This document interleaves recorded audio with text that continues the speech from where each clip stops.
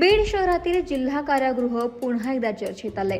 जेलमधील कैद्यांना कथितपणे VIP treatment दिली जात असल्याचा आरोप समोर आलाय आणि याच आरोपांवरून खासदार बजरंग सोनवणे यांनी थेट केंद्रीय गृहमंत्री अमित शहा यांच्याकडे दाद मागितली आहे। खासदार बजरंग सोनवणे यांनी अमित शहा यांची प्रत्यक्ष भेट घेत बीड जिल्हा कारागृहातील परिस्थितीची उच्चस्तरीय चौकशी करण्याची मागणी करणारं पत्र सादर केलं।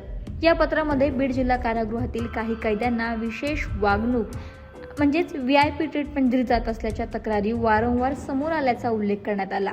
तसेच कैद्यांच्या वापरासाठी मोबाईल फोन आणि इतर सुविधाही उपलब्ध करून दिल्या जात असल्याचा गंभीर आरोप पत्रामध्ये नमूद करण्यात आलाय।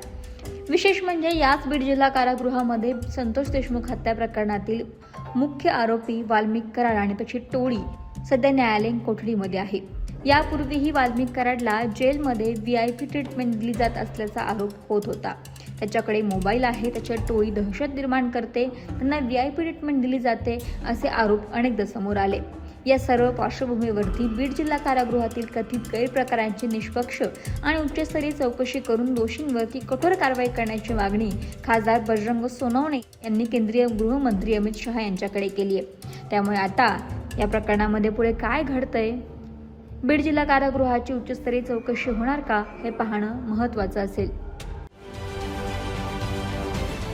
महाराष्ट्रातील सर्व बातम्यांचे विश्वासार्ह व्यासपीठ, सकाळच्या सर्व सोशल मीडिया प्लॅटफॉर्मला लाईक, फॉलो आणि सबस्क्राईब करा। तसंच सर्व नोटिफिकेशनसाठी बेल आयकॉन प्रेस करायला विसरू नका।